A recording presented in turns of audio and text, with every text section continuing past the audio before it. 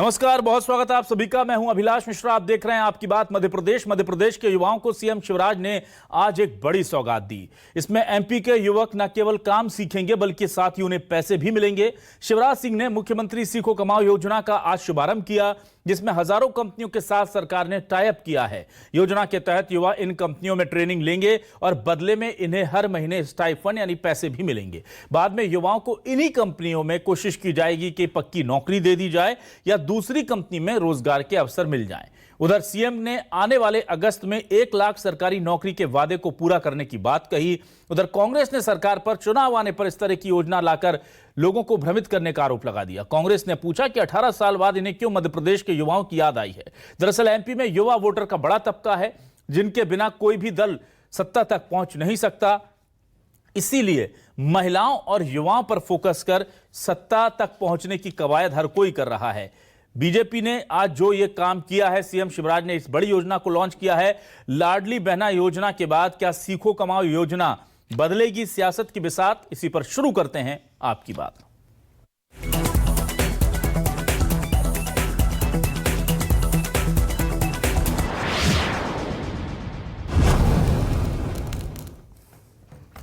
और आइए सबसे पहले आपको सुनाते हैं कि सीएम शिवराज सिंह चौहान ने इस योजना की लॉन्चिंग के वक्त क्या कहा है। सूखे काम सीखने से जिंदगी नहीं चलती और इसलिए हमने तय किया है कि काम सीखने के साथ साथ उन बच्चों को पैसे भी मिलना चाहिए। 12वीं जो पास है उनको 8,000 रुपया महीना मिलेगा। ITI जिनने किया है उनको 8,500 रुपया महीना मिलेगा। डिप्लोमा जिनने किया है उनको 9,000 रुपया महीना मिलेगा और स्नातक जिनने किया है ग्रेजुएशन पोस्ट ग्रेजुएशन उनको काम सीखने के दौरान 10,000 रुपया महीना दिया जाएगा। पिछले 15 अगस्त को लाल परेड ग्राउंड से मैंने घोषणा की थी कि 1 साल में 1 लाख सरकारी भर्तियां की जाएगी। मुझे कहते हुए प्रसन्नता है 55,000 भर्तियां की जा चुकी है और बाकी भी तेजी से की जा रही है। 15 अगस्त के पहले 1 लाख से ज्यादा भर्तियां सरकारी नौकरी में हो जाएगी और ये पूरी होगी तो उसके बाद 50,000 पे फिर भर्तियां चालू कर दूंगा। अब सरकारी नौकरियों में भर्ती निरंतर चलती रहेगी। और आइए अब सुनते हैं इससे लेकर बीजेपी और कांग्रेस में अब क्या चल रहा है, क्योंकि बीजेपी एक तरफ कह रही है कि हम युवाओं के साथ हैं और कांग्रेस कह रही है ये तो बस चुनाव की बात है। सवाल ये अब क्या करेंगे जब वो भाजपा की सरकार का वो हाल हो गया जो बढ़ते हुए आदमी का होता है। जब आदमी बिल्कुल गांव में कहावत है घटघटे पे आ गया, अब ऊपर जाने की तैयारी है तो कहता बेटियों को दान दे दो, 2 बीघा जमीन दे देना, भांजों को 2 तोला सोना रखा वो दे देना, बच्चियों को दे देना, पंडित जी को वसीयत दे देना दान में। तो ये सब बातें करते वो बातें शिवराज सिंह कर रहे हैं। उन्हें मालूम है कि हमारी सरकार दिसंबर के महीने में मध्य प्रदेश में कृषि मुक्त कर जाएगी। हमको मालूम है कांग्रेस ने 1.5 साल सरकार चले तो खाली खजाने के बावजूद भी वो बेवकूफ़ बनाते रही है। मैं उम्मीद करता हूं कि अच्छी योजनाओं के बलबूते पे लोगों के दिलों पे राज करने वाले मुख्यमंत्री जब नई योजना लेके आते तो स्वाभाविक रूप से कांग्रेस अपना सिर पीटने के अलावा कुछ नहीं करेगी। और हमने बात की उन युवाओं से जिन्हें लगता है कि इस योजनाओं से उन्हें फायदा होगा। क्या वाकई में उन्हें लगता है कि यह चुनावी सौगात है या ये किस्मत और जिंदगी बदलने का एक बेहतरीन मौका है? सुनिए क्या कह रहे हैं प्रदेश के युवा। ये बहुत अच्छा है। ऐसे कोई 12th पास जैसे ग्रामीण क्षेत्रों में नहीं पढ़ पाते हैं तो उन्हें तुरंत जॉब की अपॉर्चुनिटी मिलेगी। ITI के बाद इनको अच्छे से जॉब अपॉर्चुनिटी मिल जाएगी। इस योजना के तहत योजना बहुत अच्छी लगी, क्योंकि जैसे कंपनियों की मांग होती है कि आपके पास क्या स्पेशलाइजेशन है काम देने के लिए, क्यों आपको दे काम, तो उसके लिए पहले हमारे पास एक योग्यता होगी, हमने कुछ काम किया है, कंपनियों वर्क किया है, एक्सपीरियंस है, तो उस वजह से काम बहुत अच्छा है। इस योजना में सबसे अच्छी बात यह है कि जैसे हम लोग स्टूडेंट हैं तो हम लोग घर से भी ज़्यादा पैसे नहीं मिलते, तो हम लोग स्टाइपेंड के हिसाब से हम लोग अच्छा रहे कि 8,000 रुपये हमको मिलेंगे हर बार, तो ये अच्छा है। इस योजना से हमें सबसे ज़्यादा फायदा ये है कि हमें सीखने के भी पैसे मिल रहे हैं। और आइए देखते हैं हमारे आज के सवाल क्या है। हमारे सवाल आपको दिखाते हैं। हमारे सवाल ये रहे आपके सामने। चुनाव से पहले सीएम का बड़ा दाव युवाओं को लुभा पाएगा सीखो कमाओ। 1 लाख नौकरियों का पूरा होगा वादा, सबसे बड़े वोट बैंक को जाएगा साधा। युवा वोट बैंक चुनावी फायदे के लिए लुटा रहे कमाई, कांग्रेस बोली 18 साल बाद युवाओं की याद क्यों आई। एमपी का यूथ किसके साथ जाएगा, कांग्रेस पर होगा भरोसा या शिवराज का जादू फिर चल पाएगा। सबसे बड़ा सवाल तो यही है कि यूथ को साधने की तमाम कोशिशें हैं, योजनाएं हैं, सब है, पर जाएगा किसके साथ यूथ। हमारे साथ इस वक्त वरिष्ठ पत्रकार देवश्री माली जी जुड़े हुए हैं। मैं आइए उनका आप सीधा रुख करूंगा। देवश्री माली जी, बहुत बहुत स्वागत है सर आपका हमारे इस खास डिबेट शो में। सर, मैं आपसे ये जानना चाहूंगा, पहले लाडली बहना योजना जिसके बारे में ये कहा जा रहा है कि जमीन पर उसका बहुत असर देखने को मिलेगा, बहुत उम्मीदें हैं उस योजना से बीजेपी को और संगठन दोनों को, सरकार को भी। ऐसे में उसके बाद अब सीखो कमाओ योजना, क्योंकि ये वो डायरेक्ट पैसा जेब में डालने वाली योजनाएं हैं जिससे बहुत फायदा होगा आम लोगों को। ये चुनाव में कितने बड़े ट्रम्प कार्ड के तौर पर इन्हें देखा जाना चाहिए? देखिए, चुनाव में कितना ट्रम्प कार्ड बनेगा ये तो खैर समय बताएगा, क्योंकि चुनाव किसी एक योजना से हारना जीतना संभव होता नहीं है जब सरकार लंबे समय से किसी पार्टी की चल रही हो। लेकिन हाँ, स्कीम अच्छी है, युवाओं को इसका लाभ मिलेगा। और हालांकि अभी जब इसका पूरा फॉर्मेट आएगा तो समझ में आएगा कि कितने इफेक्ट वर्ड्स हैं, कितने स्टार लगे हुए हैं इसमें। लेकिन फिर भी मुझे लगता है, क्योंकि ये स्कीम वैसे बहुत पहले आप 80 के दशक में स्कूलों में भी चलती थी। बीटीआई के अलग स्कूल हुआ करते थे। जब हम लोग कॉलेज में पढ़ते थे तो बीएसएस के तहत पैसा मिलता था, है ना, विद्यार्थी सहायक सभा के तहत हर विद्यार्थी को, जो इंटेलिजेंट विद्यार्थी होते थे उन्हें कुछ पैसा मिलता था। तो पढ़ाई के दौरान चूँकि शिक्षा इतनी महंगी हो गई है कि परिवार के लोगों को अपने बच्चों को ठीक से खर्चा दे पाना संभव नहीं होता, तो मुझे लगता है कि इससे बच्चों को फायदा होगी। जो स्थायी फंड की ये स्कीम लागू कीजिए, इसका एक तरह से स्थायी फंड है ये, क्योंकि जब आप सीखो कमाओ, तो जब अच्छी कंपनियों में जब कोई इंटर्नशिप करने जाता है तो वहाँ वो पैसे भी देते हैं, और पढ़ाई के दौरान अगर कुछ पैसे मिलते हैं तो बच्चों का मनोबल भी बढ़ता है। तो वो एक अच्छी पहल है। अब इसका अच्छी तरह से इम्प्लीमेंटेशन हो जाए और युवाओं तक लाभ पहुंच जाए तो मुझे लगता है कि ये कम से कम युवाओं के लिए तो ठीक है। चुनाव के लिए तो जो होगा होगा, चुनाव बाद की चीज़ है। कितना फ़ायदा किसको मिलेगा ये कहना संभव है, क्योंकि आजकल तो सभी पार्टियां देने को लिए बैठी हुई हैं। इन्होंने ये दे दिया, दूसरा कुछ और अनाउंस कर देगा कि, है ना। ठीक है सर, इस वक्त हमारे साथ बीजेपी से वरिष्ठ नेत्री प्रवक्ता नेहा बग्गा जी जुड़ चुकी है। नेहा जी, बहुत स्वागत है आपका। नेहा जी, कितना बड़ा गेम चेंजर इस योजना को आप मान रहे हैं? पहले लाडली बहना योजना और अब सीखो कमाओ योजना, यानी कि आधी आबादी को साधने की कोशिश, और अब सबसे बड़े वोट बैंक को, जो कि यूथ है, युवा है, उसको लेकर के एक बड़ी स्कीम लॉन्च की आज। क्या कहेंगे आप?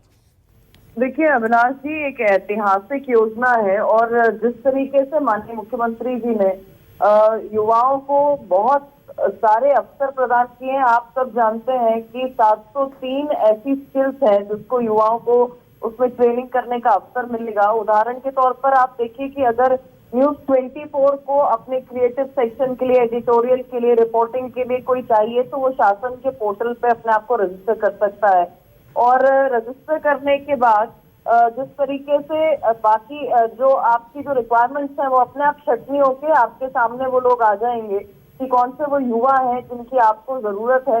एक तरीके से आपको एम्प्लॉय मिलेगा, और उन बच्चों को जो युवा हैं 29 साल तक की आयु के, उनको वहाँ पे ट्रेनिंग करने का अवसर मिलेगा। साथ साथ में स्टाइपेंड के तौर पर जो जिसकी योग्यता है, जो जिसकी एजुकेशन है, उसके हिसाब से 8,000, 10,000, 12,000 रुपए की राशि मिलेगी। तो मूल अंतर आज समझना पड़ेगा कि अभी आज के समय पे ही जब ये योजना लॉन्च हुई है तो 7,000 जो पद हैं, जो कंपनीज, विभिन्न कंपनियों के द्वारा जो वैकेंसीज हैं, वो वहां पर रजिस्टर करी जा चुकी है, और उसकी संख्या 7,000 है। धीरे धीरे जब ये प्रोसेस आगे बढ़ेगा तो निश्चित तौर पर कंपनीज और जो बच्चों की रिक्वायरमेंट होगी वो वहां पर मीट होगी और एक नया अवसर मिलेगा। पूर्व में हमने देखा कि कांग्रेस जब बात करती है युवाओं की तो क्या बोलती है, ढोल चलाने की ट्रेनिंग देंगे, बैंड बजाने की ट्रेनिंग देंगे, और एक प्रकार से बेरोजगारी भत्ता जो भ्रम पैदा किया था, एक भी ऐसा युवा नहीं जिसको बेरोजगारी भत्ता दिया हो 4,000 रुपए का। निकम्मा बनाना चाहते थे, बेरोजगारों का मजाक उड़ाना चाहते थे, पर यहाँ पर आज उनके हाथ में रोजगार भी होगा और रोजगार के साथ में स्किल्स भी होंगी। कंपनी को भी एम्प्लॉय मिलेगा और एम्प्लॉय को भी एम्प्लॉयमेंट मिलेगा। तो ये मूल अंतर है उसी प्रकार से आप देखिए कि जो कांग्रेस की ठगी थी, चाहे उन्होंने युवा आयोग की बात की हो तो आज युवा आयोग का गठन भारतीय जनता पार्टी ने किया है, युवा नीति की बात हो तो युवा नीति का लाने का काम जो भारतीय जनता पार्टी की शिवराज जी की सरकार ने किया है। उसी प्रकार से जो मेधावी छात्रों को स्कूटी मिला करती थी उस स्कूटी को बंद कर दिया, जिन बच्चों को फर्स्ट डिवीजन आने पर लैपटॉप मिला करते थे उसको कांग्रेस ने बंद कर दिया था भारतीय जनता पार्टी की सरकार ने। शिक्षा हो, स्किल हो या एम्प्लॉयमेंट हो, उसका खास ध्यान रखा है। और खास तौर पर जब हम देखते हैं कि जो रोजगार मेला लगता है उसमें भी आप देखिए कि 55,000 जो भर्तियां हैं वो शुरू हो चुकी हैं। कौशल विकास योजना के तहत उनकी ट्रेनिंग हो रही है, उनको अवसर प्राप्त हो रहे हैं। तो जब युवा सीखेगा और कमाएगा तो निश्चित तौर पर आत्मनिर्भर मध्य प्रदेश भी आगे बढ़ेगा, आत्मनिर्भर भारत भी आगे बढ़ेगा और एक सशक्त जो सराउंडिंग है वो डेवलप होगी। ठीक है देवश्री जी, मैं आपके पास आता हूं। आज दो महत्वपूर्ण कार्यक्रम थे सीएम शिवराज के, और एक में युवाओं को साधने की कोशिश हुई और एक में संविदा कर्मियों को साधने की कोशिश हुई, और उनके लिए बहुत सारी सौगातें हैं। उसमें अनुकंपा नियुक्ति की व्यवस्था उनके परिवारों के लिए की जाएगी, एनपीएस की व्यवस्था की जाएगी, ग्रेच्युटी भी मिलेगी, छुट्टियां मिलेंगी नियमित कर्मचारियों के बराबर। और एक बहुत महत्वपूर्ण जो घोषणा की वो ये कि जो सरकारी पद होंगे उसमें 50% का रिजर्वेशन मिलेगा। तो 50% का रिजर्वेशन संविदा कर्मियों को दे दिया। ये एक अच्छी खबर सुनने में जान पड़ती है। और एक खबर यह कि 1 लाख पदों पर 15 अगस्त तक भर्तियां कर ली जाएंगी। कुछ की हो गई हैं, कुछ की घोषणाएं होंगी। ये क्या विरोधाभास नहीं है? क्योंकि युवा अगर जो बची हुई नौकरियां हैं उनकी आस लगाए बैठे हैं तो अब ये क्लियर है कि उनमें से 50% तो ऑलरेडी संविदा कर्मियों के पास जाएंगी, उनका भी हक है। लेकिन क्या आपको लग नहीं रहा है कि ये एक ही स्कीम को दो जगह जाकर के बेच दिया गया, इस तरह का प्रतीत होती चीजें? ये मैंने कहा ना, देखिए इस समय जो चुनाव का दौर होता है उसमें राजनीतिक दल जो है वो नट, जैसे नट जो है ना उस पर चलता है ना, 2 बांस के ऊपर एक रस्सी होती है जी, है ना, उस रस्सी पे चलता है कि अगर गिरे तो इधर जरा सा भी हुआ तो वो हो जाएगा। तो ये आपका अब करना तो पड़ेगा क्योंकि संविदा कर्मी लंबे समय से आंदोलनरत हैं, है ना, उनकी पीड़ा बहुत जबरदस्त है और वो सड़कों पे उतर चुके हैं, कई जगह प्रदर्शन कर चुके हैं।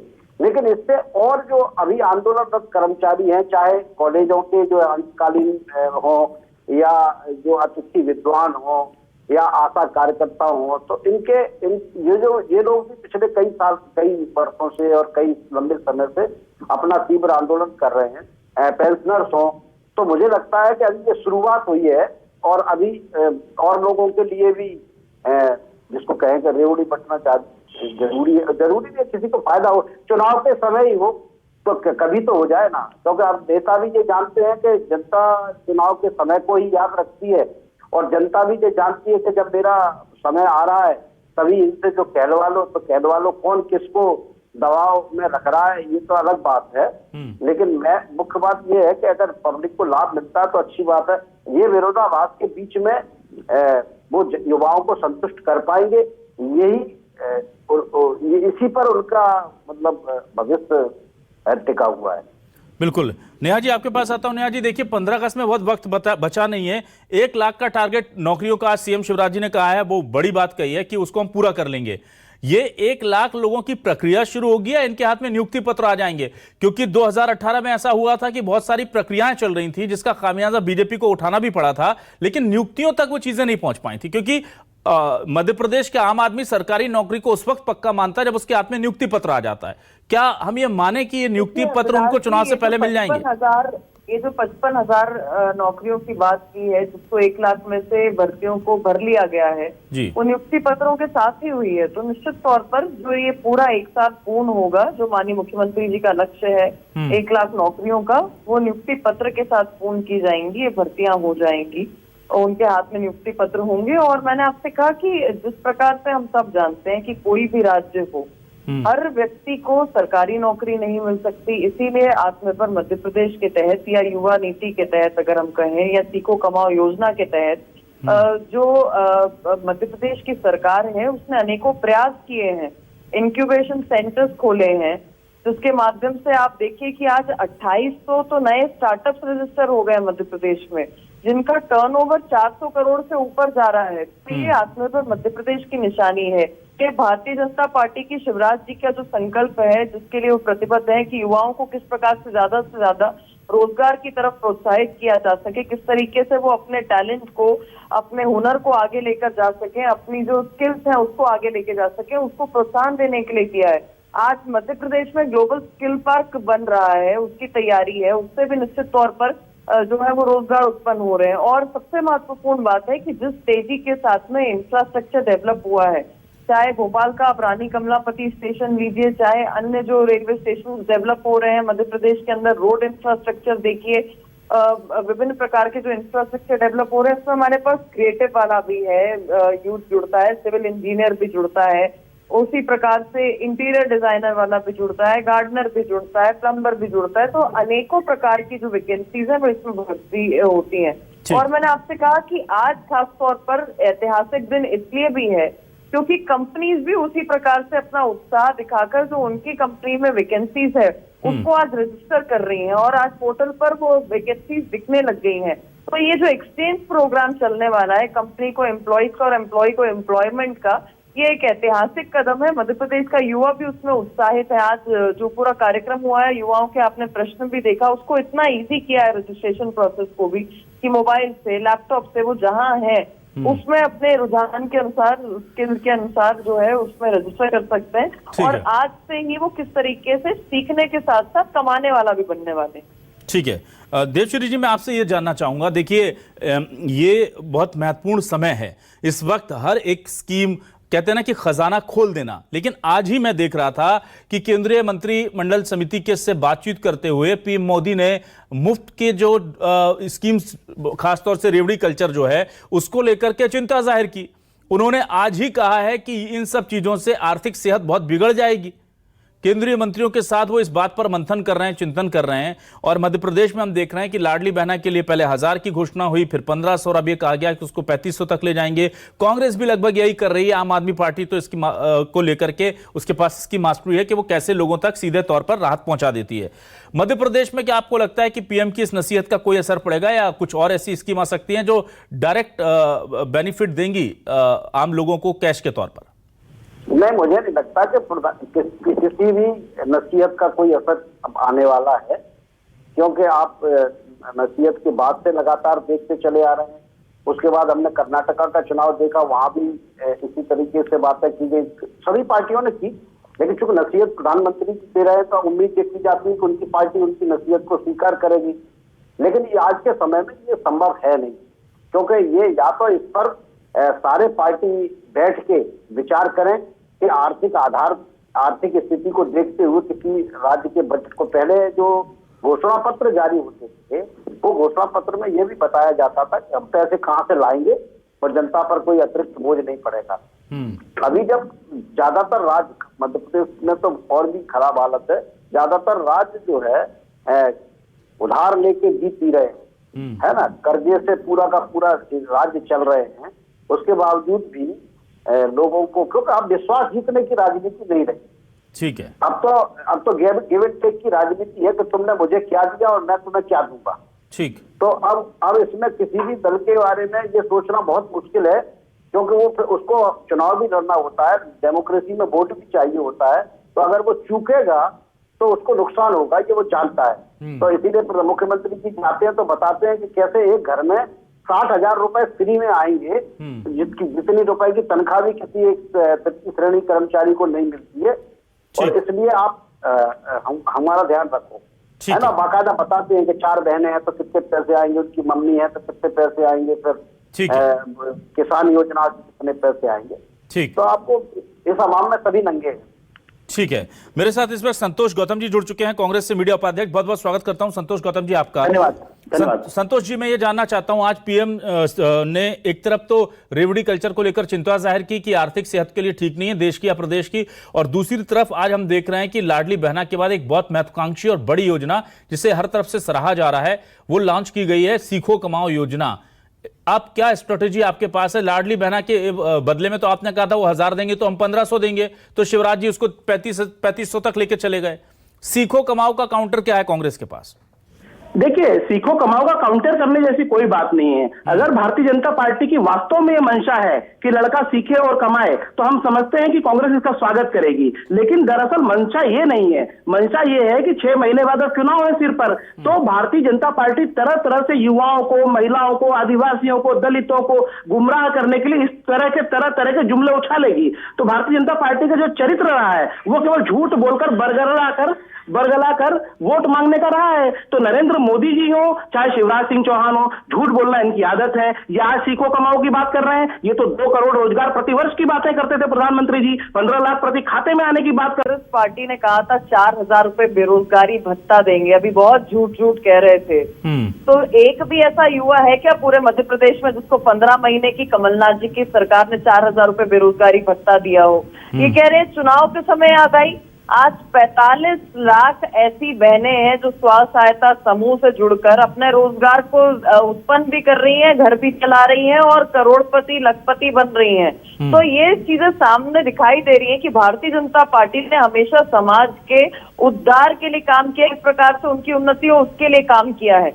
आज अगर युवा अपनी स्किल डेवलप कर रहा है और स्किल डेवलपमेंट के साथ साथ में उसे कमाई करने का भी मौका मिल रहा है, तो कांग्रेस पार्टी को बड़ा अफसोस हो रहा है। क्योंकि कांग्रेस तो एम्प्लॉयमेंट के नाम पर कह रही थी, जब युवाओं ने पूछा भैया 4,000 रुपए बेरोजगारी भत्ता, जाओ ढोर चराओ, जाओ बैंड बजाओ। अच्छा, कांग्रेस क्या लेकर आई थी अभिलाष जी? गुरुजी कल्चर लाई थी, संविदा कल्चर लाई थी। गुरुजी कल्चर में 500 रुपए दिए जाते थे, आज शिक्षकों को 40-45 हजार रुपए की तनख्वाह मिलती है प्रति माह। तो ये अंतर है भारतीय जनता पार्टी का कि किस प्रकार से ये गुमराह करके केवल उपयोग करना चाहते थे, पर उनको अच्छा जीवन देना, जो अच्छी शिक्षा दे रहे हैं, हमारे भविष्य को बनाने का काम कर रहे हैं प्रदेश के, उनका ख्याल रखने का काम किसने किया? भारतीय जनता पार्टी का किया।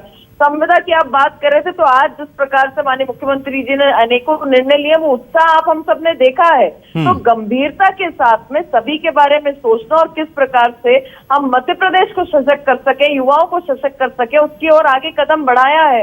अगर आज ट्रेनिंग हो रही है और 703 ऐसे विभिन्न सब्जेक्ट्स हैं, विभिन्न ऐसे चीजें हैं, चाहे वो डिजाइनिंग हो, चाहे वो क्रिएटिव हो, चाहे वो राइटिंग स्किल्स हो, चाहे वो प्लम्बिंग हो, चाहे वो इलेक्ट्रिशियन का काम हो, या फिर विभिन्न जो स्किल डेवलपमेंट के काम है, आर्टिशियन हो, तो कांग्रेस पार्टी उसका विरोध कर रही है।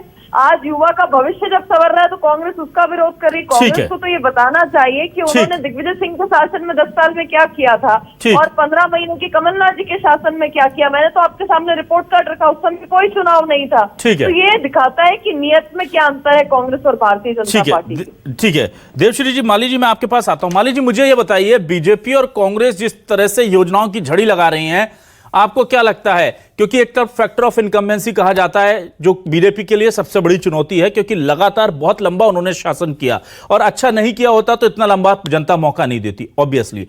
तो उसके बाद भी क्या इस फैक्टर ऑफ इनकम्बेंसी को काउंटर कर लेंगी ये सौगातें, या आपको लगता है कि कांग्रेस जो योजनाओं को लेकर के घोषणा कर रही है, जिस तरह से कांग्रेस काम कर रही है, वो ज्यादा लुभाएगा? नहीं, देखिए, इसका आकलन करना आज का बहुत असंभव काम है। तो बहुत सारी चीजें इकट्ठी रहती हैं। एंटी इनकम्बेंसी है, ये बात मुझे लगता है कि भारतीय जनता पार्टी भी स्वीकार कर रही होगी, सरकार भी स्वीकार कर रही होगी। यही वजह है कि वो लगातार उन वर्गों, जो नाराज वर्ग है, चाहे वो आज जिन शिक्षा कर्मियों के लिए बात की गई या बाकी कर्मचारी जो कॉन्ट्रैक्ट बेसिस पे उनके लिए किया गया, या महिलाओं का जो पीड़ा थी कि बहुत महंगा सिलेंडर बिक रहा है और उनके किचन का बजट बिगड़ गया है, तो ये एंटी इनकम्बेंसी के फैक्टर हैं जिन्हें दूर करने की कोशिश की जा रही है। ठीक है, लेकिन कितने दिनों की तकलीफ है और कितनी भरोसा होगा, ये तो चुनाव परिणाम ही बताएंगे, अभी बताना संभव नहीं है। लेकिन हाँ, हर दल की कोशिश होती है कि अगर उसके दिमाग में कोई बिंदु आए इससे निपटा जाना चाहिए तो निपटने की कोशिश करते हैं। तो शिवराज सिंह लगातार उसके लिए प्रयास करते हैं। ठीक है, अंतिम सवाल में बस समय कम बचा है, संतोष जी आपके पास आता हूं। संतोष जी, जब ये चुनाव को लेकर के कवायदें शुरू हुई थी तो बीजेपी से कांग्रेस कहीं आगे जान पड़ रही थी। आप एक के बाद एक घोषणाओं की बातें कर रहे थे और उसको देख करके बीजेपी ने काउंटर शुरू किया, लेकिन अब ऐसा लग रहा है कि कांग्रेस पीछे छूट गई और लगातार सौगातें वो दिए जा रहे हैं। आपकी तरफ से कब ये चुनावी घोषणा पत्र या जैसे गारंटी पत्र, वादा लेटर जो आप कह रहे हैं, ये आ जाएगा और क्या उसमें विशेष होगा? सर देखिए, मैं बोल रहा हूँ कि वचन पत्र युवाओं के लिए काफी सौगातें लेकर आने वाला है। और जहां तक अभी नेहा जी का कहना है कि वो भारतीय जनता पार्टी ने ये सौगात दी, वो सौगात दी, मैं ये साफ कर देना चाहता हूं कि भारतीय जनता पार्टी ये वही पार्टी है जिसने व्यापम की सौगात दी है मध्य प्रदेश को। पूरे विश्व में जिसने कलंकित किया है मध्य प्रदेश को, वो व्यापम का घोटाला था, जिसके सरगना आज भी सत्ता के शीर्ष पदों पर बैठे हैं, जिनके बारे में लक्ष्मीकांत शर्मा ने बोला था कि अगर मैंने मुंह खोला तो बड़ी मछलियां सलाखों के पीछे होंगी। तो व्यापम का घोटाला जिसमें पैसे का लेन देन तो हुआ ही, 55 से अधिक मौतें हुई हैं। ऐसी भारतीय जनता पार्टी को युवाओं के भविष्य के बारे में बोलने के पहले शर्म आना चाहिए कि 55 से अधिक मौतों की जिम्मेदार है कांग्रेस भारतीय जनता पार्टी का शीर्ष नेतृत्व। तो मैं जब ये सब कह रहा हूं तो पूरी अथॉरिटी के साथ कह रहा हूं, एक नहीं कई मौतें हुई हैं और तमाम तरीके के, और इनके मंत्री ने खुद ने आरोप लगाए थे जेल के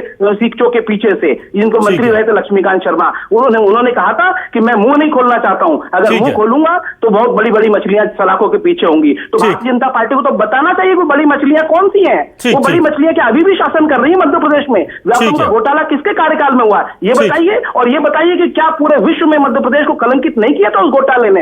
भारतीय जनता पार्टी जब युवाओं के हित की बात करती है तो उसके मुंह से बातें शोभा नहीं देती। ठीक है गौतम जी, समय खत्म हो गया है, लेकिन एक बात तो तय है कि बीजेपी और कांग्रेस के इस सौगातों की रेस में कौन जीतेगा ये वक्त बताएगा। पर सबसे बड़ा सवाल यह है कि युवाओं का, महिलाओं का और मध्य प्रदेश की आम वोटर का वोट किसको मिल पाएगा, कौन उन्हें लुभाएगा, यह देखना दिलचस्प होगा। शुक्रिया नेहा बग्गा जी, संतोष गौतम जी, देवश्री माली जी हमारे साथ जुड़ने के लिए, इस डिबेट का हिस्सा बनने के लिए। सभी मेहमानों का शुक्रिया। दर्शकों को नमस्कार।